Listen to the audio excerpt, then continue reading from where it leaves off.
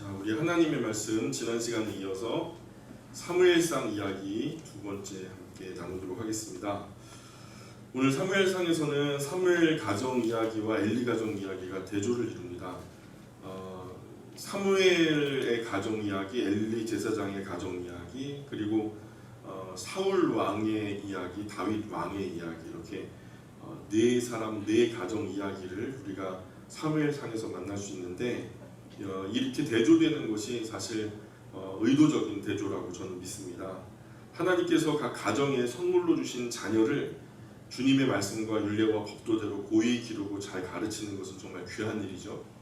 그러나 또한 자녀를 하나님보다 더 귀하게 여기면 자칫 가장 무서운 우상이 될 수 있다라고 성경은 우리에게 가르치고 있습니다.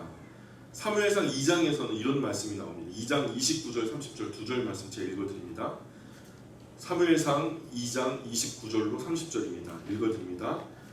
너희는 어찌하여 내가 내 처소에서 명령한 내 제물과 예물을 밟으며 내 아들들을 나보다 더 중히 여겨 내 백성 이스라엘이 드리는 가장 좋은 곳으로 너희들을 살찌게 하느냐. 그러므로 이스라엘의 하나님 나 여호와가 말하노라. 내가 전에 네 집과 네 조상의 집이 내 앞에 영원히 행하리라 하였으나 이제 나 여호와가 말하노니 결단코 그렇게 하지 아니하리라. 나를 존중히 여기는 자를 내가 존중히 여기고 나를 멸시하는 자를 내가 경멸하리라. 아멘. 원래 처음 난 것, 첫 열매, 가장 귀한 것들은 대대로 하나님께 올려드리는 예물이 되어야 했습니다. 그런데 이스라엘이 살아가다 보니까 그 처음 마음을 잊어버리고 이집트에서 건져주시고 여러 환난에서 건져주신 하나님의 은혜가 아직 마음에 감정적으로 살아있을 때, 그때는 정말 하나님을 잘 경배하고 경외하는 삶을 살았는데 그 처음 마음이 잊혀지고 시간이 흐르다 보니까 하나님께 드리는 이 예물은 발로 밟는 하찮은 것들로 대충 드리고 정말 보배로운 것, 정말 귀한 것들은 각 가정의 자녀들에게 하나님보다 더 소중하게 여겨서 가장 좋은 것을 구별해서 자녀에게 주어서 먹고 자녀들이 살찌게 했다라는 거죠. 하나님은 전에 너의 가정과 가문이 내 앞에 영원히 행하게 할 것이다, 그렇게 될 것이다 라고 말씀하셨지만 너희가 하는 그 모습이 나처럼 너희 앞에서 신실하지 못하니 나도 그 약속을 지킬 이유가 없다는 거죠. 이 쌍방합이거든요. 두 갑과 을의 약속 가운데 갑이 성실한 만큼 을도 성실하고 을이 성실한 만큼 갑도 성실하겠다라는 이 쌍방합의의 약속인데, 갑은 성실한데 을이 성실하지 못하니까 이것이 쌍방합의가 안 되는 거죠.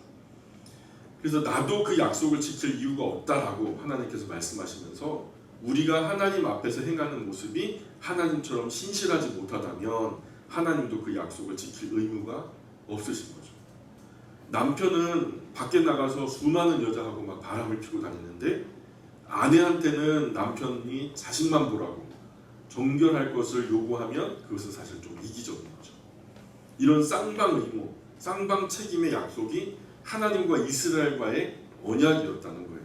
선택은 하나님의 주권으로 무조건적인 은혜로 죽을 나라, 곧 없어질 나라를 건져내어 살리셔서 하나님의 것 삼아주신 것은 하나님의 은혜죠. 그리고 선물과도 같이 주어진 은혜예요.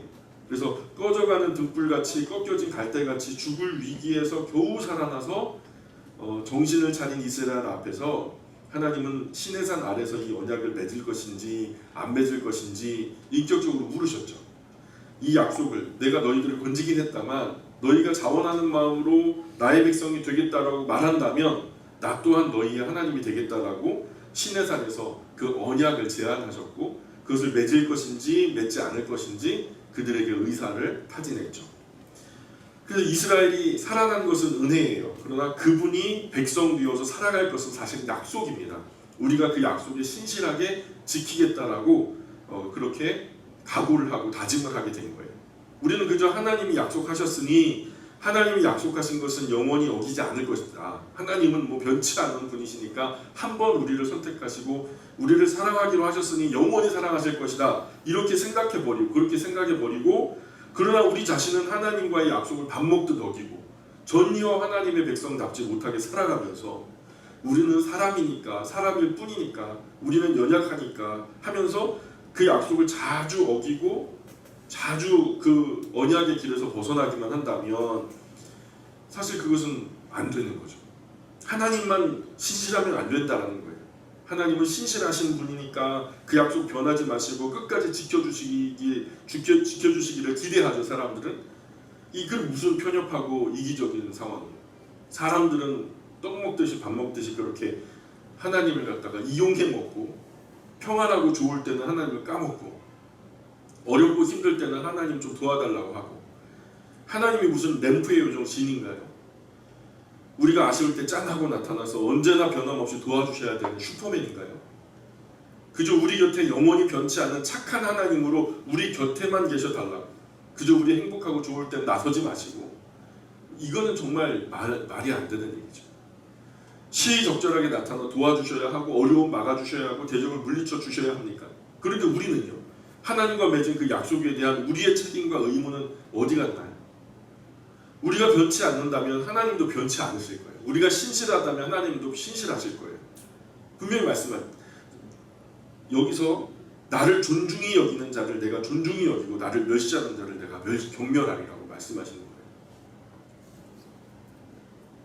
하나님께서 우리가 죄인일 때 선택하여 불러주셨고 구원하셨어요. 우리에게 구원은 선물처럼 하나님의 은혜로 값없이 우리에게 주어졌죠. 구원에 관한 한 우리의 공로는 설 자리가 없어요. 우리가 뭐 잘한 것이 하나도 없었거든요. 그러나 나와 우리 가정과 가문에 임하게 될 그 복과 상급은 그렇지 않다는 거예요. 우리가 하는 거 봐서 하나님께서 그 은혜를 크게 부어주실 수도 있고, 있던 은혜도 거두어 가실 수도 있는 거예요. 심지어 복을 주시다가도 그 복이 징계로 바뀔 수도 있어요. 우리가 복과 상급은 우리가 그런 복과 상급 받을 행동을 해야 복과 상이 주어지는 것이죠. 하나님은 무조건 사랑하지 않으세요. 한국의 그리스도인들이 잘못 생각하는 것이 하나님이시니까 아가페 사랑으로 무조건 사랑하셔야 된다라고 여겨버리거든요. 성경은 그러나 그렇게 말씀하지 않아요. 우리가 스스로 만들어낸 착각이에요. 성경이 말씀하지 않는 엉뚱한 환상이에요. 물론 우리가 간혹 모르고 죄를 범했을 때 모르고 지은 죄에 대해서 하나님께 진심으로 우리의 마음으로 뉘우쳐 고백하고 회개하고 그 나쁜 자리에서 돌아서서 옳은 길로 돌아오면 하나님은 그 죄를 떠나라 하시고 다시는 그 죄에 대한 책임을 묻지 않으시겠다라고 말씀하셨거든요. 그러나 용서되지 않는 죄도 있다고요. 3장 14절에 보면 그러므로 내가 엘리의 집에 대하여 맹세하기를 엘리 집의 죄악은 제물로나 예물로나 영원히 속죄함을 받지 못하리라 하였노라 하셨더라. 아멘. 자, 성경에서 설명하는 용서가 되는 죄는 말입니다. 한 세 가지가 있어요. 첫 번째는 부지 중에 모르고 나도 모르게 지은 죄, 고의성이 없는 무고죄라 하죠. 이런 것들은 실수라고 여기고 하나님께서 용서의 길을 열어주셨어요. 두 번째, 말 그대로 실수한 일, 일회성, 그리고 단순 과거형으로 지은 죄에 대해서는 하나님 용서해 주시겠대요. 그저 사람이니까, 이때 정말 사람이니까, 연약하니까 그럴 수 있어 하고서 그렇게 한 번은 단회성, 실수로 그렇게 지은 죄에 대해서는 용서를 해주시겠대요. 그런 길도 열어주셨어요. 세 번째, 과거에 죄를 범했어요. 나도 모르게. 죄를 범한지도 모르고 지나왔는데 돌이켜보니까 내가 죄를 범했던 거야. 그래서 지나간 죄에 대해서, 지나간 잘못됐던 죄에 대해서 이런 죄들을 다 깊이 자복하고 스스로 입술로 고백한다는 거예요. 그리고 회개하면 용서받을 수 있는 은혜를 주시겠다, 기회를 주시겠다. 이렇게 성경이 나타나고 있어요. 이런 죄들에 대해서는 용서가 된다라고 하는 거예요. 용서의 장치도 마련해 놓으셨죠. 그런데 용서가 되지 않는 죄도 있어요. 어떤 죄냐? 첫 번째, 짐짓 알고도 지은 죄. 이게 뭐냐면 의도가 있는 죄, 고의성 죄. 분명히 그렇게 될 것을 알고서 죄를 저지른 거예요. 그런 고의성이 있는 죄에 대해서는 용서받지 못해요. 분명히 죄에 대한 대가를 치러야 된대요. 두 번째, 의도적으로 계획적으로 범했던 죄, 우리의 악성, 우리 안에 있는 어떤 욕심, 이런 것들이 작용해서 이런 의도, 이런 계획하에 지었던 범죄들에 대해서는 하나님 용서하지 않으시겠대요. 그것도 분명히 죄의 대가를 치러야 됩니다. 세 번째, 지속적이고 반복적으로 짓는 죄에 대해서 이것도 용서하지 않겠대요. 이런 죄들에 대해서 성경이 용서하는 장치가 나와 있지 않아요. 그래서 하나님께서 정말 사랑하셨고 그 마음에 딱 맞는다, 마음에 합한 사람이다 라고 말했던 다윗조차도요 철저하게 그 죄의 값을 물으셨거든요. 우리가 다윗보다 하나님 가까이 있나요? 우리가 다윗만큼이나 신실한가요?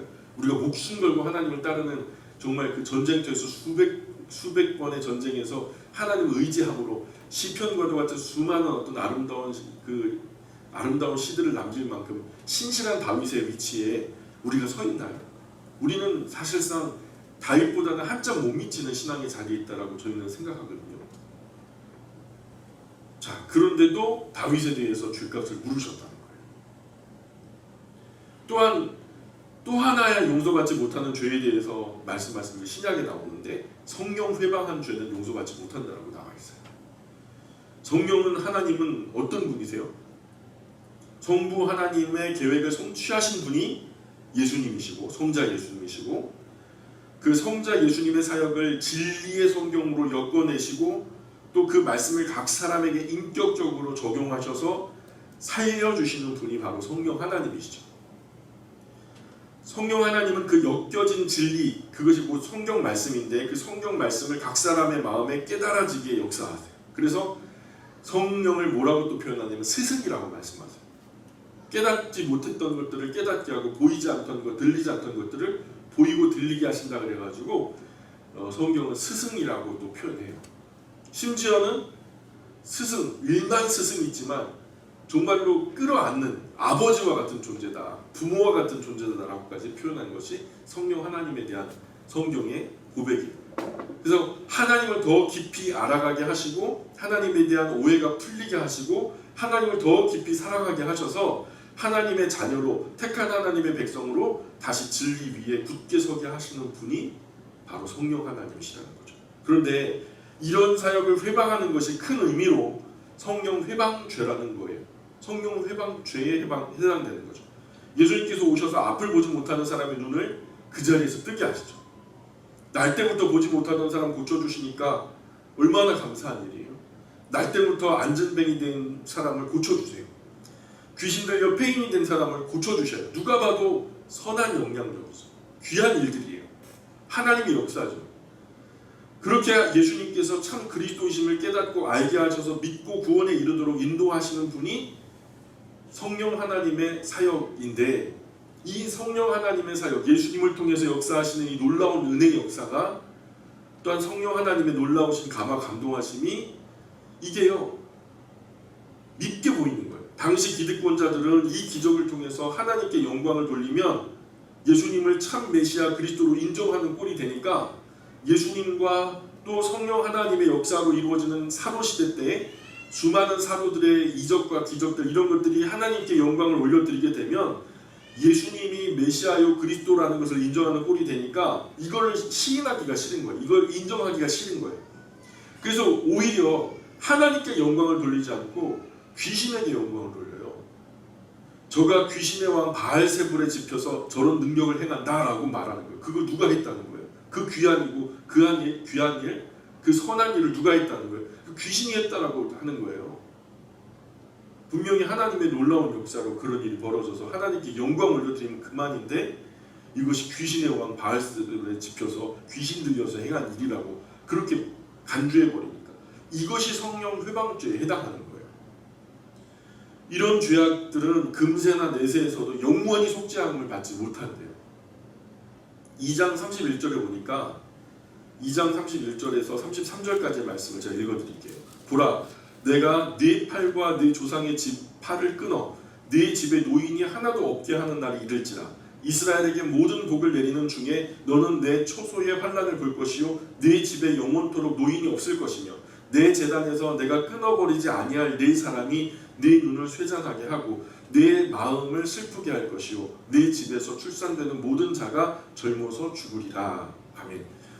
엘리의 가문에 노인이 하나도 없게 되는 날이 온다라고 말씀하세요. 노인과 젊은이의 비율이 적절하게 균형을 이루어야 건강한 가문이 되잖아요. 근데 한국은 산하 제한 정책 때문에 막 지금 엄청나게 큰 위기를 맞고 있죠. 전 세계에서 한두 손가락에 꼽힐 만큼의 저출산율을 기록하고 있어요. 2020년 통계청 발표 가임 여성 한 명당 출산율이 0.837명. 이게 통계니까 사실 이것은 표준이니까 약간 높은 수치로 생각하면 현실적으로는요 오히려 훨씬 더 덜 낳고 안 낳고 못 낳고 있다라는 말이죠. 하나님은 생육하고 번성하라 하셨어요. 사람은 하나나 잘 기르자 하다가 나중에는 덮어놓고 나타보면 거짓말을 못 면한다 하면서 국가적으로 산하 제한 정책을 펼쳤죠. 그런데 불과 몇십 년도 지나지 않았는데 지금 살펴보니까 뚜껑 열고 보니까 누가 오라요? 성경이 오라요? 사람의 정책이 오라요? 국가적인 시책이 오라요? 그때 당시 그런 시책을 펼칠 때는 학박사들이었고 가장 똑똑한 사람들, 가장 명석한 엘리트들이 계획했을 텐데 어떻게 몇십 년만 지났는데도 하나님의 지혜가 오라요? 사람의 지혜가 오라요? 하나님이 훨씬 더 오르신 거죠. 이제 일꾼이 없어서 외국에서 일꾼을 사와요.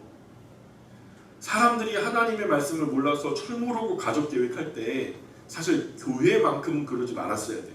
그런데 하나님 말씀은 말씀일 뿐이고 그리스도인들도 성경책 덮어놓고 세상과 똑같이 동조해가지고 가족 계획을 해버린 거예요. 이제 한 부부가 한 명도 못 낳아요.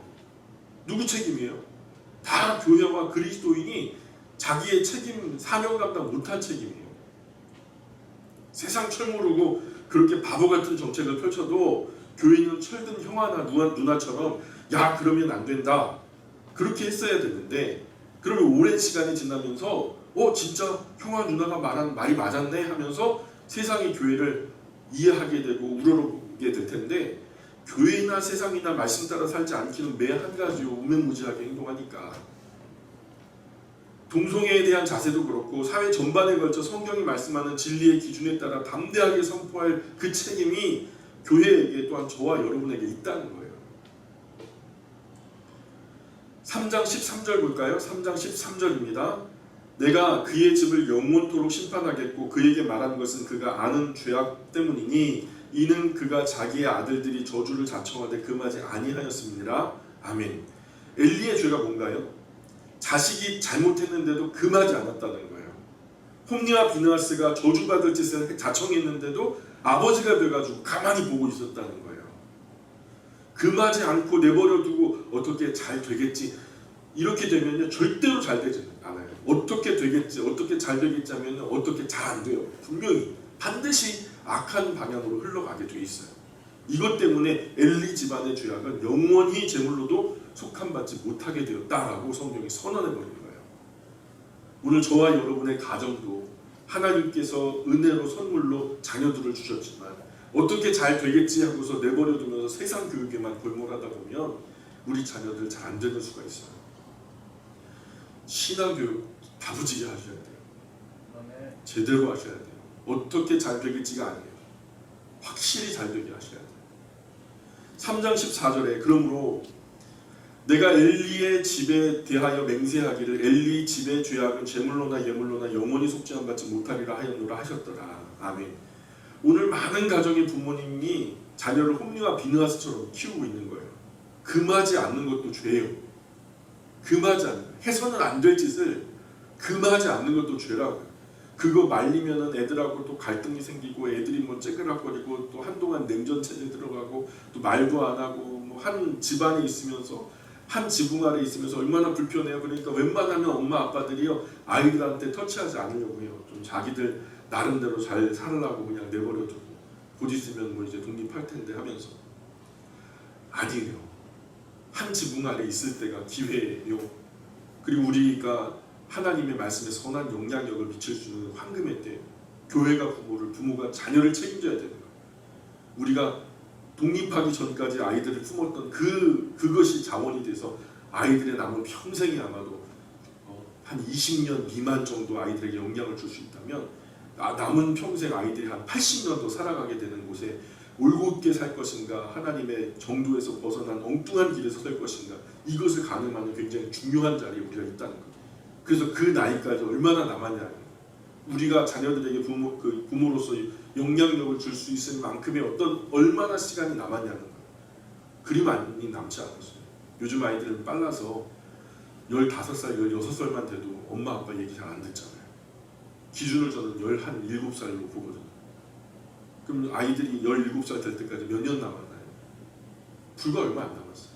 아이들은 학교에서 더 큰 영향력을 받을 것이고, 동료들 가운데, 친구들 가운데 더 큰 영향력을 받을 것이고, 텔레비전이나 인터넷이나 게임이나 온갖 자기들이 보는 것, 듣는 것, 경험하는 것들에서 더 큰 영향력을 받을 텐데요. 엄마 아빠 이야기가 더 이상 귀에 들어오지 않는 날이 와요. 분명히. 시간이 그리 많지 않아요. 정말 함축적으로 농축해서 진한 엑기스 같은 것들을 지금 매일 아이들에게 흘려보내도 부족한 시간이에요. 내일이면 되죠. 자, 그렇게 금하지 않았더니 어떻게 돼요? 엘리 집에 이런 무서운 예언이 있었고 얼마 안 가서 문자 그대로 이루어져요. 홈리와 비나스가 한 날 한 전투에서 죽죠. 가지고 나간 여호와의 법궤는 블레셋에게 빼앗겨 버리죠. 국가적으로 수치를 당하죠. 이게 다 자녀 잘못 길러서 이루어진 큰 슬픔이에요. 보통 일반 가정의 아들도 아니고 제사장 가정의 아들들인데 잘못 기른 거죠. 그래서 이런 끔찍한 일을 당해요. 목회자나 장로님, 권사님, 집사님 가정에 가장 크게 실수하는 부분이요, 사실 이런 부분이거든요. 섣불리 신앙교육 한다고 하면서 강요되는 경건 때문에 아이들이 숨이 막혀서 나는 엄마 아빠가 믿는 하나님 절대로 안 믿을 거야. 나는 자유롭게 살 거야. 나는 자유로운 영혼이야. 이게 우리가 좀 진지하게 고민하고 아이들을 인격적으로 바르게 양육하기로 작정했다면 하려면 제대로 했어야 되는데 섣불리 해서 그래요. 강요되는 경건은 절대로 마음을 살 수가 없죠.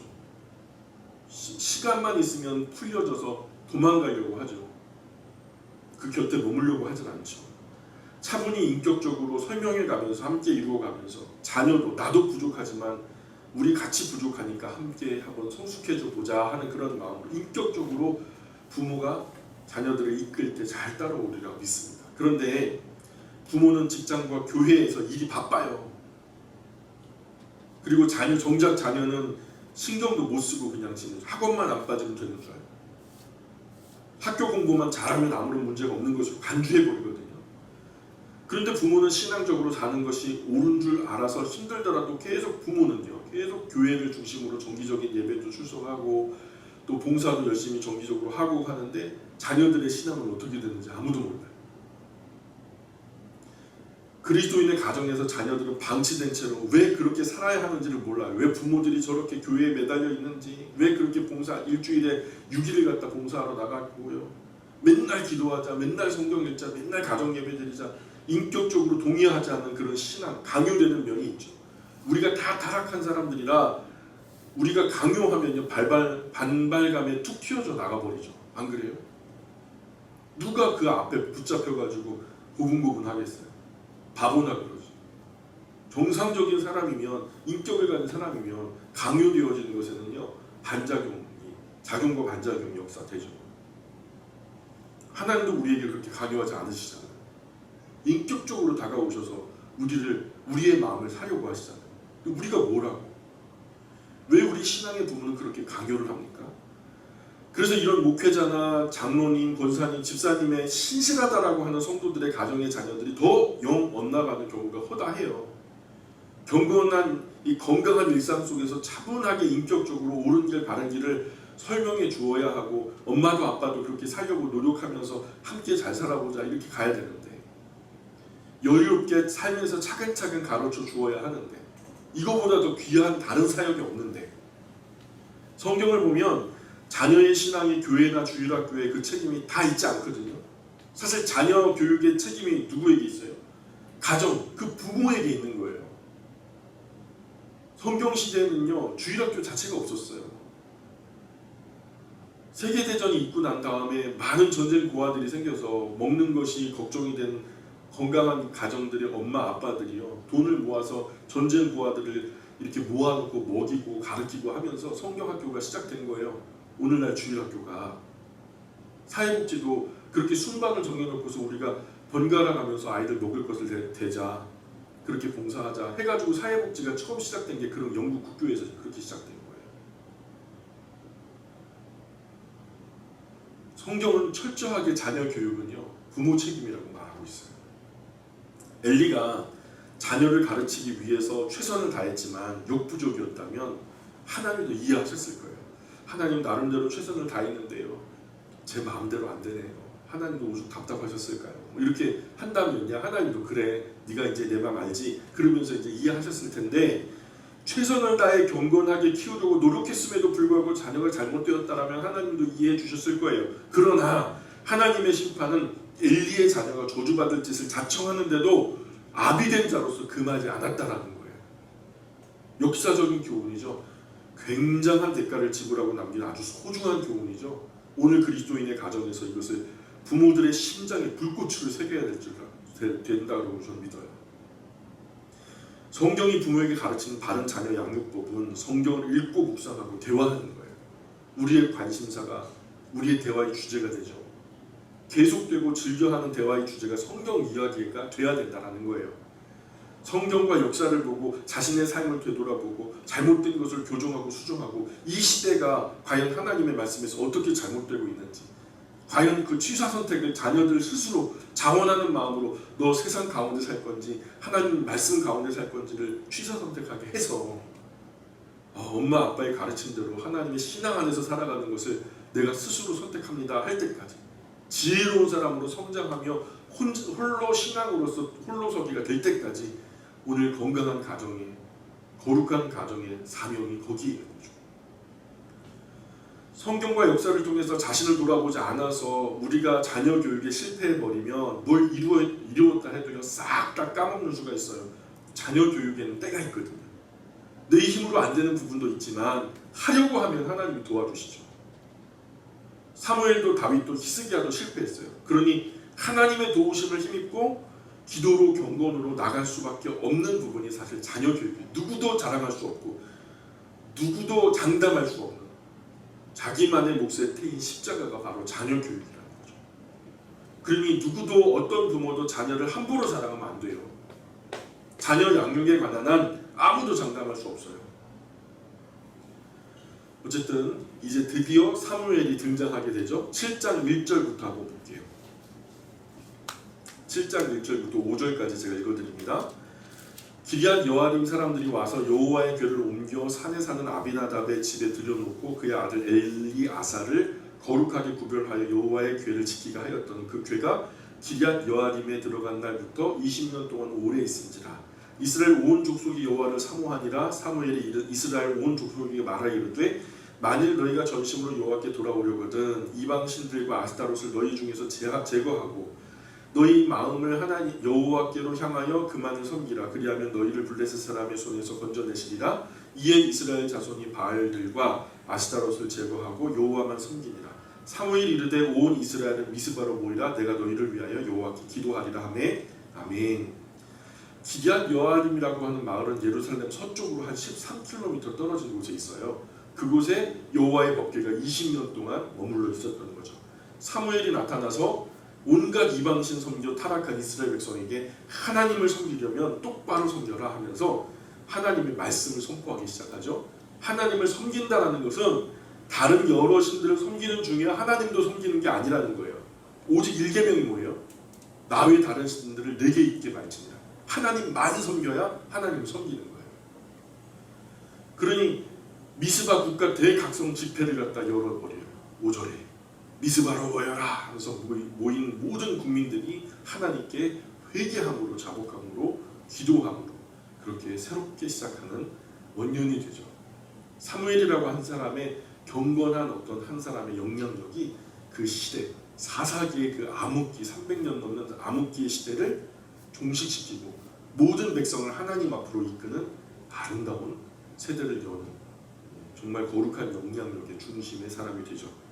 그러나 안타깝게도 사무엘이 살아있을 때 사무엘이 역할을 할 때는 참 아름답게 그 기능이 발휘됐는데 사무엘의 자녀의 범죄로 말미암아 하나님께서 왕위에서 쫓겨나시는 사단이 벌어져요. 8장 1절부터 한번 볼까요? 8장 1절부터 5절까지 말씀 제가 읽어드릴게요. 사무엘이 늙음에 그의 아들들을 이스라엘 사사로 삼으니 장자 이름은 요엘이요 차자 이름은 아비야라. 그들이 브엘세바에서 사사가 되니라. 그의 아들들이 자기 아버지의 행위를 따르지 아니하고 이익을 따라 뇌물을 받고 판결을 굽게 하니라. 이스라엘 모든 장로가 모여 라마에 있는 사무엘에게 나아가서 그에게 이르되 보소서 당신은 늙고 당신의 아들들은 당신의 행위를 따르지 아니하니 모든 나라와 같이 우리에게 왕을 세워 우리를 다스리게 하소서 한지라. 아멘. 사무엘의 아들들도 타락하는 거예요. 아버지는 신실했는지 몰라도 1세대의 신앙은 정말 대단했는지 몰라도 다음 세대의 신앙은 속된 말로 개차반이 된 거예요. 장자가 요엘인데 요엘이 여호와는 엘로힘이다 라는 뜻이에요. 또 차자가 아비야였는데 야훼는 나의 아버지다 이런 뜻이에요. 이스라엘의 남단 도시 브엘세바 지역의 지방 판사로 보내짐을 받죠. 그곳에서 처음 사사가 되어서 재판관이죠. 사사라는 말이 판사가 되어서 재판을 담당하는데 판관 포청천처럼 그냥 아주 공명정대하게 하는 게 아니라 거기서 뇌물을 받고 재판을 굽게 하는 거예요. 사무엘의 아들들이 첫 재판에서 뇌물을 받고 재판을 굽게 하더라는 거예요. 재판하는 법정이 오염되면 선을 행하려고 하는 백성은 사라지죠. 아무리 억울해도 아무리 서러운 일을 당해도 법정에 가면 옳고 그름이 가려지고 시시비비가 바르게 가려지면 아무도 못된 짓 안 하거든요. 그런데 돈만 덥석 집어주면은요 피해자가 가해자가 되고 가해자가 피해자가 되는 거예요. 말 그대로 유전무죄, 무전유죄가 되어버리는 재판의 결과가 돈에 따라서 달라지기 시작하면 아무도 선하게 살려고 하지 않아요. 꽁 잡는 게 매라고 수단 방법 가리지 않고 야 뭐 돈만 많으면 땡이 됐네 하면서 사람들이 그러면은 좋은 변호사, 좋은 로펌 사가지고 지금 엄청나게 돈 많이 주고서 재판하면 이긴다는 원리가 생기면 누가 선을 행하려고 하겠어요. 그래서 선하게 살면 손해본다는 사회가 된다면 그 사회는 이제 망하는 일밖에 남지 않는 거죠. 그래서 법정은 판사와 변호사, 검사는 모든 법을 관련한 그런 관계, 유관기관들은 교회 이상으로 청렴해야 돼요. 재판을 담당하는 판사도 검사도 변호사도 소명의식이 분명해야 돼요. 억만금을 지어줘도 정말로 칼로 두부모 자르듯이 옳은 것은 옳은 것이고 그른 것은 그른 것이다라고 말할 수 있는 사람들로 목회자 10배나 더 청렴한 사람들로 그 자리를 서게 해야 돼요. 어떻게 사무엘의 아들들마저 이렇게 타락하고 맙니까? 성경을 읽다가 보니까 아주 작은 힌트 하나가 발견돼요. 12장으로 돌아와 볼까요? 12장 1절 12장 1절로 4절까지 말씀을 제가 읽어드릴게요. 12장 1절로 4절입니다. 사무엘이 온 이스라엘에게 이르되 보라 너희가 내게 한 말을 내가 다 듣고 너희 위에 왕을 세웠더니 이제 왕이 너희 앞에 출입하느니라. 보라 나는 늙어 머리가 휘어졌고 내 아들들도 너희와 함께 있느니라. 내가 어려서부터 오늘까지 너희 앞에 출입할 거니와 내가 여기 있나니 여호와 앞과 그의 기름 부음 받은 자 앞에서 내게 대하여 증언하라. 내가 누구의 소를 빼앗았느냐 누구의 나귀를 빼앗았느냐 누구를 속였느냐 누구를 압제하였느냐 내 눈을 흐리게 하는 뇌물을 누구의 손에서 받았느냐 그리하였으면 내가 그것을 너희에게 갚으리라. 그들이 이르되 당신이 우리를 속이지 아니하였고 압제하지 아니하였고 누구의 손에서든지 아무것도 빼앗은 것이 없나이다 하니라. 아멘. 사무엘이 사사로서 마지막 은퇴하는 장면이에요. 은퇴하는 장면에서 3절의 고백으로 미루어 추측해보면 3절에 뭐라고 합니까?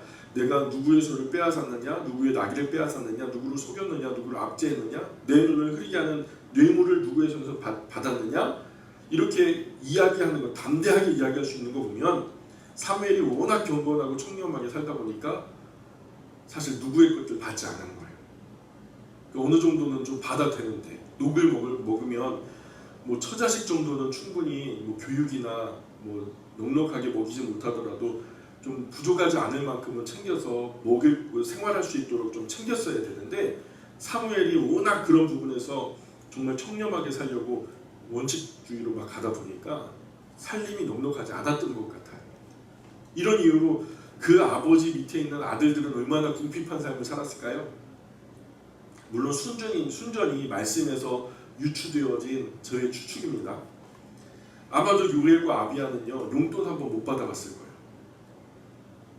그래서 부임해서 처음 재판을 시작하기 전에 평생 보지도 못했던 막 돈다발이 앞에 그냥 떡하니 내려오니까 그냥 정신이 아득해지고 막 정신이 현황해지는 거죠. 그러니 바른 판단이 뭐가 있겠어요? 그래서 8장 3절에 보니까 그의 아들들이 자기 아버지의 행위를 따르지 아니하고 이익을 따라 뇌물을 받고 판결을 굳게 하니라. 이스라엘 모든 장로가 모여 라마에 있는 사무엘에게 나아가서 그에게 이르되 보소서 당신은 늙고 당신의 아들들은 당신 행위를 따르지 아니하니 모든 나라와 같이 우리에게 왕을 세워 우리를 다스리게 하소서 한지라. 아멘. 사무엘은 하나님 앞에서 백성 앞에서 정말 잘했죠. 사무엘의 신앙을 시비 걸 사람은 아무도 없을 거예요. 그러나 자녀들의 신앙에는 문제가 있었던 거예요. 그 아들들 때문에 결국 하나님도 신정통치 시절이잖아요. 사사들은 심부름꾼들이었고 결국은 누가 통치를 하신 거죠? 하나님께서 왕이 되셔서 통치하시던 신정통치 시절에 하나님이 그 권좌에서 물러나시는 일이 벌어져요. 하나님은 나는 끝까지 내 자리 지킬 거야. 왜 이래? 내가 너희들을 이집트에서 건져냈어. 내가 너희를 구원했어. 내가 왕이야. 왜 이래? 나는 절대로 안 물러날 거야. 이렇게 하시는 분이 아니에요.